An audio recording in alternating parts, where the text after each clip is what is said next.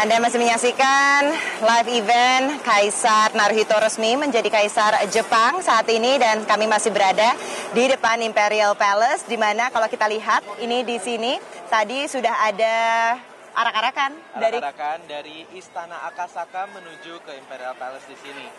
Nah, kondisi di Imperial Palace saat ini banyak helikopter. Ya, banyak banget ya, banyak Fra. banget, dan turis-turis pastinya juga ada di depan Imperial Palace untuk menyaksikan hari yang bersejarah di Jepang. Nah, Fra, kalau misalnya kita lihat ini di sini tadi itu kan nggak boleh masuk. Kita mungkin ulang lagi, mungkin baru ada pemirsa yang baru bergabung bersama kita di sini. Tadi kalau kita lihat memang tidak boleh ada perempuan begitu ya yang hadir dalam itu. Kenapa sih, Afra? Jadi selama sejarah itu memang hanya laki-laki yang bisa masuk ke dalam ruangan penyerahan benda pusaka.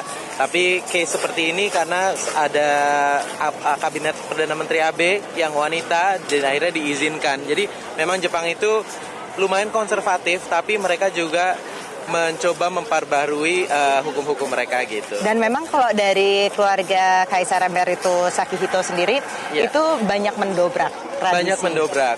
Pertama karena biasanya pergantian kaisar itu karena wafat lalu digantikan oleh kaisar yang baru, tapi untuk kali ini keinginan Kaisar Emeritus Akihito untuk mundur dari tahtanya dan menyerahkannya ke Kaisar Naruhito. Jadi itu adalah suatu hal yang baru gitu, dan memang belum pernah dalam sejarah Jepang selama ini.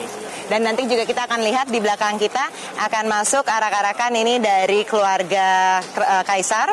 Tadi kita lihat Permaisuri Masako sudah bertolak dari Istana Akasaka. Dari Istana Akasaka, dan juga kita lihat juga di gambar ada Putri Mako dan Putri Kako juga.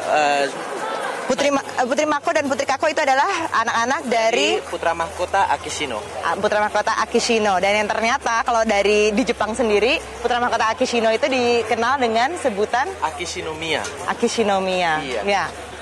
Oke, baik. Kita sambil menunggu karena nanti jam 11 ini akan ada pidato 11:10 akan ada pidato pertama dari Kaisar Naruhito. Sambil menunggu kita kembalikan ke Robert dan Sarah. Baik, terima kasih Andini. Nanti kita akan kembali ke Anda. Saya akan langsung ke Hiroki. Hiroki, apakah nama Reiwa ini nama yang pas bagi masyarakat Jepang saat ini? Pasti. Kenapa? Karena setelah kita melewati era Heisei. Heisei artinya apa ya? Heisei itu yang perdamaian. Perdamaian dan sukses. Oke. Iya. Jadi setelah Heisei kita harus benar-benar harus solid. Dan harmonis. Yes. Nah, itulah era berikutnya. Karena Jepang harus bekerja sama dengan negeri-negeri lain karena kita udah memasuki masyarakat lansia juga dan butuh tenaga kerja yang banyak juga dari luar negeri.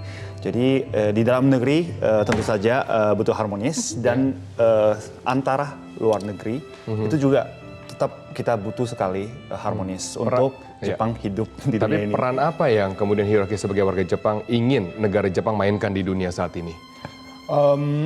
Jepang itu kan emang dari dulu kita sangat mementingkan harmonisnya di dalam negara di dalam Jepang.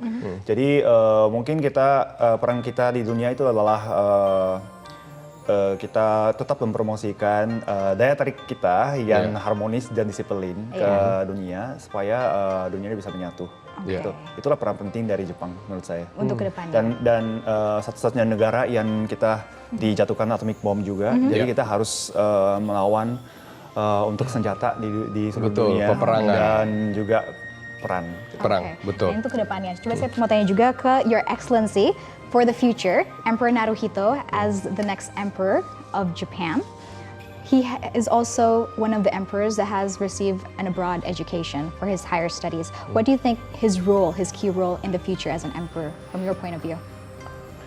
I think the issues Japan faces, his challenges, what Japan has to do remain the same, even if the emperor changes. But he was brought up unlike the other emperors in the past. Yeah, but I was going to say that new emperor means new era, and that changes the people's attitudes, people's sentiment. I think we are more encouraged to be positive. I think renewed energy exists. So I think that's what the new Reiwa emperor means for us, and I'm sure he His Majesty will keep up with the tradition laid down by his father, his grandfather. So keeping Japan free from war, Yes. never resort to war, and make a lot of progress for the people, Yeah. better life for the people. I think those are the priorities for not only the government but also the Heisei, Reiwa Emperor. And of course, making beautiful harmony. Yeah, beautiful harmony. Arigatou gozaimasu. Thank you very much for being here, Your Excellency. Thank you Hiro-san, so much. terima kasih. Terima kasih. Thank you for your interest. Really appreciate it. Oh, really? Yeah, Kita yeah. sangat We're looking bangga forward ada- to strengthening our relationship. I think in Reiwa era, our two countries become closer Yeah. and more equal footing. And the Kruja Bersama, Maju Bersama will be our motto. Okay. Thank you very so much once Thank you again. so much. Terima kasih. Thank you. Itulah peran yang ingin diambil oleh peran yang diharapkan oleh masyarakat Jepang adalah untuk menjadi juru damai ya, bagi kaisaran yang baru. Tetapi setelah dua narasumber hebat kita, kami juga akan menghadirkan dua narasumber lainnya juga tidak kalah hebatnya. Kali ini adalah warga negara Indonesia, Betul. tapi kulturnya sangat lekat dengan kultur Jepang, yaitu Reno Barak dan Rahmat Gobel. Tetaplah bersama kami akan segera kembali untuk Anda dalam live event Matahari Baru Negeri Sakura.